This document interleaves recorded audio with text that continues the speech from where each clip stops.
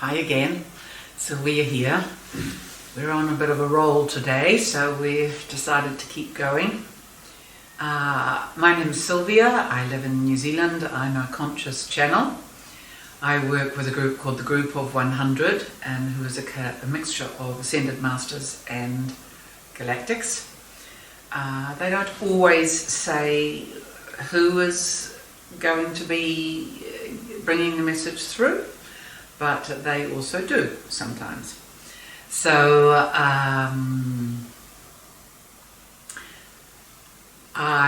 before I start any session, I do deep grounding into the earth, and then I connect with my higher self. I'm working with Christ consciousness and source energy, and then I connect up to my higher self, and then up beyond that to whichever team or individual group wishes to bring in today's message. So, excuse me, I've started being a bit there's energy on the move. So, I don't know what's going to come through. They've asked me to not ask them what's coming through. So it's a day of surprises. So we will, I will just tune in and we will see how we go. Thanks.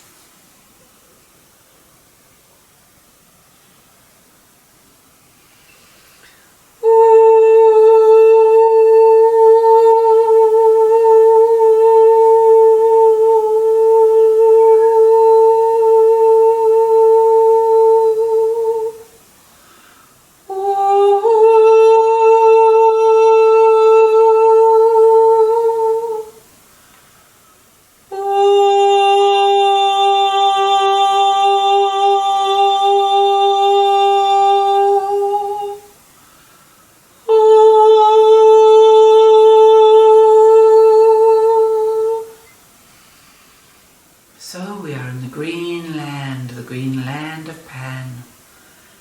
Pan was the first time on planet Earth an ancient land, a time of forests and green and wild, a place where raw and wild and feeling was the language, where desire ran rampant and led to much imbalance and hurt among the population.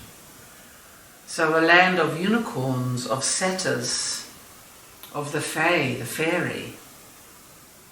These beings of the land connected deeply to ancient mythic cultures. In shamanism, this is called often the lower world. But this is resonant in every human's being.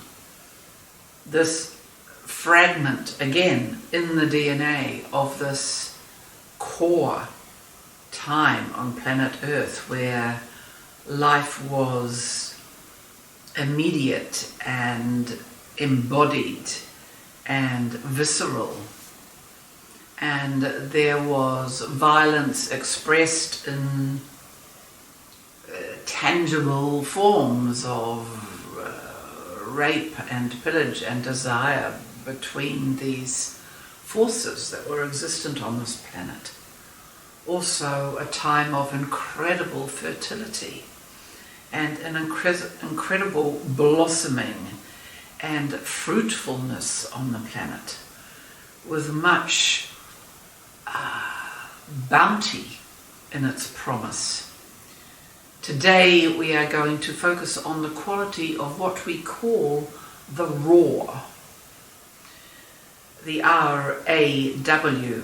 This is the quality of what is known fashionably as wild, or wild women, or the rewilding of the women or of the divine feminine. This is indeed a very powerful strand of resurgent reclamation happening on the planet at this time.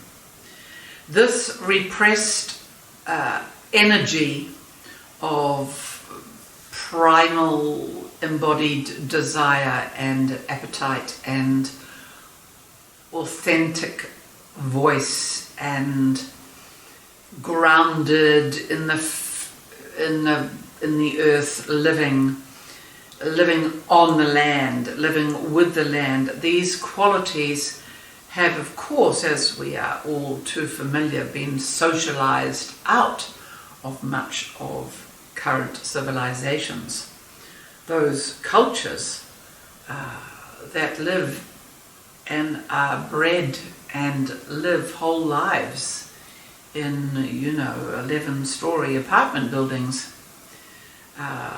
This is a very different lifestyle for what can be called a human being.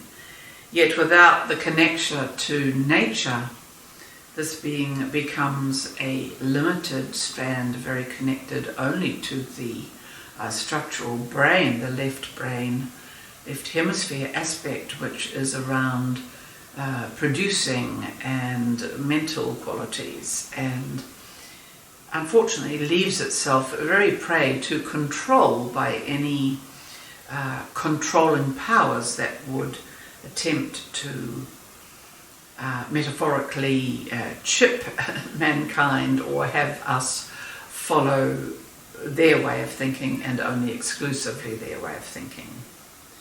The pan gene within us, this resonance within us, reminds us that we have primal instinct, that we do all have a deep knowing of truth within our being, that even though it has become swathed in anxiety and covered by the fears and concerns of day-to-day living, that it is there. It can be returned to. It is a great source of physical energy, a restoration of the physical, a restoration of the emotional body and the emotional body's life within the physical. It is a restoration of instinct as opposed to excess thought or mental preoccupation. It is way beyond any realm of right and wrong. It, yes, as it did in Pan, include a very, as it were, muddy moral scape. But within that, these energies, of course, can benefit from contemporary structures of spiritual understanding, which teaches within it a very deep level of moral living, based again on love for your neighbour and love for your fellow soul, understanding you are indeed one. So any hurt you do to another, you are ultimately doing to yourself. This is a current code, moral code, which is deeply embedded in what is called the law of one. If any of you wish to become familiar or are not yet familiar with this codex, which indeed is one of the systems of divine law that governs planet Earth. It is including within it the destiny of Earth, which is unity consciousness. Once we have lifted to the fifth dimension, unity consciousness will be the language, the way of being. This caring for others as we would ourselves, caring for self as we would our others, this embracing of difference, this accepting of all varieties of vibration, frequency, appearance, colour, skin, etc. within a new tribe. Indeed, humanity will be quite amazed once we meet galactic families. We must expand again tenfold to allow different shapes and forms and colours and languages, which are indeed the textures of creation throughout many and infinite galaxies. As humankind in days and years to come does indeed gain its wings and becomes galactic travellers, these textures, these elemental colours and frequencies, this ability to handle what is not neatly boxed into an acceptable aesthetic model, these are going to become skills which are more important for humankind. So, to return to our core message, which is the power of the wild, and the fact that the time is now to regain this place of inner power in your being, which comes from connection with the mother in all her forms, as feeling, as land, as planet, as earth, as the nurturer, as Kali, the creator, the death and life principle, birth and death. These are structures which have been cleverly made a little bit taboo by the, as it were, we can call it the patriarchy, but we can call it the controlling powers, who have indeed diminished the power of the deep feminine, the wild female. And this energy which contains within it the rhythms of blood and bleeding and mud and earth and the secretions of the body, the secretions of the sexual process, all of these are held and anchored in these deep base chakras of the human vessel, which are those chakras which are aligned and affiliated and sourced from the deep feminine. This language of the deep feminine, the deep female, the wild, the raw, contain great life force within them. This is where the child loves to play in the mud puddle and get covered in the mud, to roll in the overflowing stream, to wade in the ditch which has overflooded in the storm. These are the things which the child innately understands. To roll in the long grass, to cover themselves in sand. This natural affiliation to the wild is built into the child, and indeed the mother with the best intentions, who rather says, get those dirty things off and do not upset my white carpet with your wildness. This is where the shutdown begins. The belief that we must structure and contain and limit and eventually curtail our wild activities which bring so much joy. There is a sensual quality to this wildness. This is one of the powers of the deep feminine. There is a grounded and empowering quality to these energies. There is a stability that arrives out of this rolling in the mud. You can feel it for yourself if you are truly caught in a storm and can suspend your fear and judgment and surrender to these divine forces playing around you, and the idea that yes, indeed, you will be drenched as a result of this. And as you arrive home into the warmth and peel off the wet layers, there arrives in the being, does there not, a great joy, a great comfort, a great energetic zing which is running through the human body, having had this experience of being, as it were, not just one, but to some extent overwhelmed by nature, by allowing ourselves to understand that this force is contains within us the ability to dominate the human. We know this. Any of us who have lived through earthquakes or tornadoes or fires or the big waves, we have seen the destruction that can come from Earth reasserting its voice. And so as we create channels in our daily lives, each one of us is assisting Earth.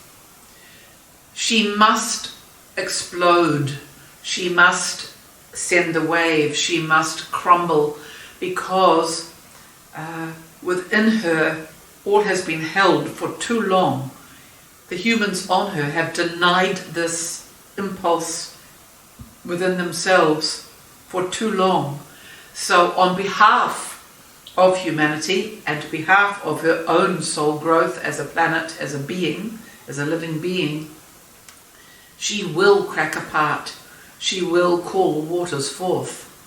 She will call the thunder and the lightning, because this rebalancing must happen to any living organism throughout all galactic life. Earth is one of these, as all planets are. They are awake, live beings. So, we can help. As we rewild, as we connect with that which is raw and honest, authentic and earth-based within us, we are directly contributing to the healing of Gaia, of the planet. We are also finding within ourselves a new stillness, a new center of the fulcrum point, a fulcrum point of balance. So we know what it is to swing. The ability to swing and roll with the changes comes more and more, but always we know we will return to this strong center, the sense of ease and deep rest after these experiences. As the earth rebalances in coming days, weeks, months and years possibly, she will be needing to shake off the toxicity within her. The need within her, we have seen this in the movement, the organic, shall we say, those that are organic, which are few and far between these days. However, the organic flow of nature and weather on Earth, which brings about the true storm and the true wave and the true quake. This is the earth cleansing and rebalancing herself. And she has been abused on so many levels. She has been penetrated and dug into. She has put disharmonious creations of man under her surfaces, hidden from the populace. Darkness has been penetrated into her. She has been toxified in her skies, on her surface levels, on her crops. So much harm and damage has been done to her. And we, her people, have also suffered these layers of forced receiving of toxicity within our beings. So indeed, it is a time to come back to the clean water, to your patch of organic, true, healthy land, if you can find it, to grow the crops which are edible and pure for your body, and to allow the pure sun, this divine solar frequency, to bathe your body, your land, your crops, your being, and to allow true fertilization to happen. We are moving into a time where there is the evolution of the technical advancements. Great healing technologies are being brought back to mankind. The evolution of AI, all of these things which appear to invite us to spend more and more time at a desk indoors, looking at a screen, or working with that which is metallic and able to be instigated at the push of a button. One of the laws of the raw and the wild is it requires the taking of time. And the spaciousness and the time that appears in your life when you take the time to strip off the socks and walk on the sand, on the soil. When you take the 5 minutes to sit with your back against the trunk of a tree. When you take the time to call a friend and tell them you love them. These are acts which require breath within them. We know that breath and mankind's play and dancing within various breath trainings and breath consciousness is one of the great movements of this new age.